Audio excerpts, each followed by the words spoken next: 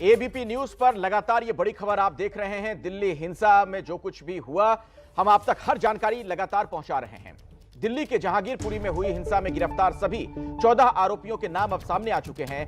आरोपियों में असलम और अंसार भी शामिल है। असलम पर फायरिंग करने और अंसार पर शोभा यात्रा में शामिल लोगों से बहस करने का आरोप है। एफआईआर के मुताबिक अंसार के बहस करने के बाद ही हिंसा भड़की है। और भी बाकी नाम सामने आ चुके हैं, वो तमाम नाम आपके सामने। एफआईआर में जो नाम दर्ज किए गए हैं, जिन 14 लोगों की गिरफ्तारी हुई है, वो नाम भी अब सामने आ चुका है। और खास बात यह कि इनमें से ज्यादातर ऐसे हैं जिनकी आपराधिक पृष्ठभूमि रही है। दिल्ली हिंसा को लेकर जहांगीरपुरी में तनाव है, लेकिन हालात फिलहाल नियंत्रण में हैं। एबीपी न्यूज आपको पल पल की खबर सबसे पहले दिखा रहा है। ग्राउंड जीरो से एबीपी न्यूज के संवाददाता आप तक रिपोर्ट पहुंचा रहे हैं। आपको दिखाते हैं कल शाम जहांगीरपुरी में क्या हुआ था। वरुण जैन मौके से आपको बता रहे हैं जहांगीरपुरी हिंसा की पूरी कहानी। हनुमान जयंती की शोभा यात्रा पर शनिवार शाम को उपद्रवियों ने पत्थरबाजी की। इस वक्त हम जहांगीरपुरी इलाके में मौजूद हैं और हम आपको बताएंगे वो पूरा सीक्वेंस, कहां से शोभा यात्रा शुरू हुई थी, शोभा यात्रा को कहां से निकलना था, कहां पर ये पूरा का पूरा बवाल हुआ। मेरे पीछे आप जो बैरिकेडिंग देख रहे हैं, ये ई ब्लॉक है जहांगीरपुरी का, जहां से शोभा यात्रा शुरू हुई थी और आगे बढ़ रही थी। आप मेरे ठीक सामने मंदिर देख रहे हैं। शोभा यात्रा यहां से निकल रही थी। करीब 50 से 100 मीटर आगे अभी शोभा यात्रा इधर मस्जिद तक पहुंची थी और इसी मस्जिद के पास अंसार नाम का शख्स, जो कि एफआईआर में जिसका नाम मौजूद है, 4-5 लोगों के साथ यहां पर पहुंचा। शोभा यात्रा के बीच में जो लोग थे उनसे बहस करने लगा। पुलिसकर्मी भी मौजूद थे। जब उन्होंने देखा कि माहौल खराब हो रहा है, तभी इंटरफेयर किया और अंसार को अलग किया, किसी तरीके से मामले को शांत कराया। शोभा यात्रा अब एक बार फिर से शाम करीब 6 बजे के आसपास, जब ठीक इसी मस्जिद के बाहर हंगामा हुआ, उसके बाद एक बार फिर से शुरू हुई और आगे चौक की तरफ बढ़ने लगी। ठीक सामने आप ये कुशल सिनेमा देख रहे हैं। कुशल सिनेमा और मस्जिद दोनों आमने सामने हैं और ये जो पूरा का पूरा इलाका है, ये सी ब्लॉक में रहता है, जहां पे जो दूसरे समुदाय के लोग हैं वो बड़ी संख्या में रहते हैं। अब हम आपको बताएं, मस्जिद से शोभा यात्रा एक बार फिर से आगे बढ़ रही थी। मामला शांत हो चुका था। पुलिस को लग रहा था कि अब स्थिति नियंत्रण में है। करीब 100 मीटर आप देख सकते हैं, मस्जिद से हम आगे बढ़ रहे हैं। करीब 100 मीटर की दूरी पर ठीक इसी आजाद चौराया, ये जो चौराया है, यहां पर पहुंची थी कि तभी आरोप है कि जो सी ब्लॉक है, ये मेरे पीछे आप जो छोटे छोटे घर देख रहे हैं, इन्हीं घरों की छतों से जो पत्थरबाजी है वो शुरू हो गई। शोभा यात्रा ठीक इसी जगह पर पहुंची थी जहां पर पुलिस ने बैरिकेड लगाकर रास्ता बंद कर दिया है। यानी कि मस्जिद से 100 मीटर आगे शोभा यात्रा बढ़ी थी और उसके बाद हंगामा एक बार फिर से शुरू हो गया और यहां पर पत्थरबाजी शुरू हो गई। लगातार पत्थर बरसाए जा रहे थे, गोलियां चल रही थी,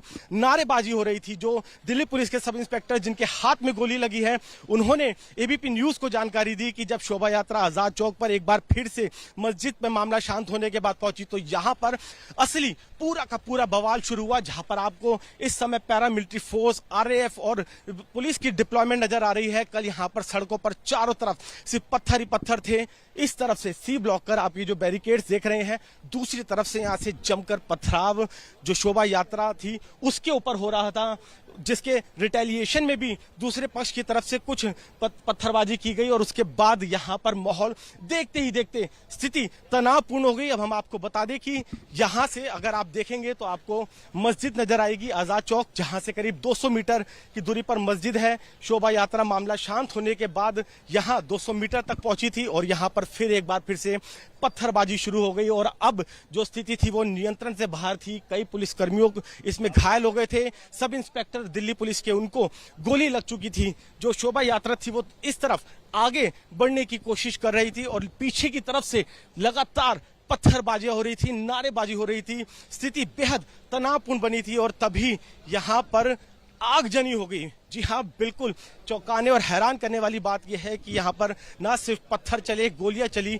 डंडे हाथों में थे, तलवारें लहराई जा रही थी। उसी दौरान यहाँ पर आगजनी की घटना हुई। आप देख सकते हैं आजाद चौराहे से अब एक बार फिर हम 100 मीटर और आगे आ गए हैं और यहाँ पर ठीक इसी जगह पर एक स्कूटी थी जिसको उपद्रवियों ने आग के हवाले कर दिया और उसके बाद पुलिस ने लाठीचार्ज यहाँ पर किया। कुछ जो दुकानें आपको यहाँ पर नजर आ रही है, आरोप है कि इन दुकानों के अंदर भी लूटपाट की गई थी। आसपास कुछ इसी तरीके का सन्नाटा पसरा हुआ था। जो लोग थे वो अपने घरों में डर कर दुबक गए थे। कुछ इसी तरीके से गेट के अंदर बंद बैठे थे कि कहीं स्थिति बहुत ज्यादा खराब ना हो। कल आप यहाँ पर मौजूद थे जिस समय पत्थरबाजी हो रही थी।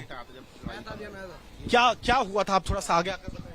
भैया हम रैली निकाल के शांतिपूर्वक आ रहे थे, अपना भजन कीर्तन करते हुए उस रोड से निकल रहे थे। हम वहाँ पे 2 रोड है, डबल रोड है, यहाँ पे मस्जिद है, इस साइड पे हमको अलाउड नहीं था मस्जिद के बाहर से जाने का। बीच में जेब्रा क्रॉसिंग थी, उसके लेफ्ट वाली रोड से हम जा रहे थे। ऊपर से एकदम से पथराव होने लग गए, कांच की बोतलें हमारे सिर पे मारने लग गए। वो लोग तलवार से ऊपर अल्लाह को नारे लगाने लग गए। हम लोग वहाँ से भागा गए थे। यहाँ पे चौकी पे उस समय 4 पुलिस कांस्टेबल वहाँ पे यहाँ पे पेश थे। उन लोग भागते भागते गए हमारी जान बचाने के लिए। उनमें से 4 में से एक के हाथ पे गोली मार दी गई, 2 के हाथ तोड़ दिए गए, जो कि सब वहाँ पे एडमिट है हॉस्पिटल में इस समय। आगजनी भी हुई है, बहुत दहशत हो गई थी, घरों में भाई हमारे पीछे हमको भगाया गया, राशन की दुकानें लूट ली गई, मोबाइल की दुकानें लूट ली गई, हमारी गाड़ियों में आग लगा दी गई। जैसे कि आप देख पा रहे, रेडिया जितनी खड़ी थी यहाँ पे, जिन बेचारों के हमारे भाइयों की रेडियो में आग लगा दी गई है। आप देख पा रहे हो गाड़ी जो कार खड़ी है जिनमें आग लगा दी गई, कार को पलट दिया गया है। बहुत बुरी तरीके से यहाँ पे हमारे साथ इंसिडेंट हुआ है। कौन लोग थे जो ये उपद्रव कर रहे थे, क्या नारेबाजी कर रहे थे? नारेबाजी नहीं, ये सब प्लान सेटअप था। उन्होंने प्लानिंग करी हुई थी, सुबह से प्लानिंग हो रही थी मस्जिद के अंदर। आज वो अनाउंसमेंट हो रही थी, वहाँ पे इकट्ठा होने की बात हुई थी। उस समय हम समझ नहीं पाए कि हमारे साथ ऐसे इंसिडेंट होगा, क्योंकि पास फ्रॉम 100 ईयर्स हम यहाँ पे एक साथ रहते हैं मिलजुल के। लेकिन हमारे साथ फर्स्ट टाइम ऐसा कुछ हुआ है। 700-800 आदमी थे जो सबको तलवार लेके मस्जिद के आगे मार रहे थे। आपने सुना किस तरीके से एक डर और खौफ का जो माहौल था वो यहाँ पर बन गया था, और ठीक इसी जगह पर आकर जमकर बवाल हुआ। गाड़ियों को तोड़ दिया गया, स्कूटी को आग लगा दी गई, दुकानों के अंदर लूटपाट हुई, और उसके बाद पैरामिलिट्री फोर्स की यहाँ पर तैनाती की गई है। लगातार पुलिस की तरफ से कार्रवाई जारी है। लॉ एंड ऑर्डर को तो मेंटेन किया ही जा रहा है, साथ ही कोशिश है कि उपद्रवी है उनको गिरफ्तार किया जा सके।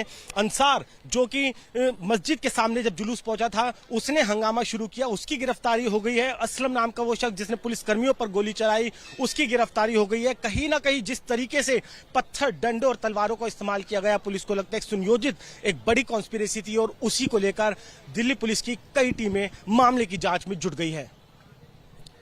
कैमरामैन दीपक के साथ वरुण जैन, एबीपी न्यूज, दिल्ली।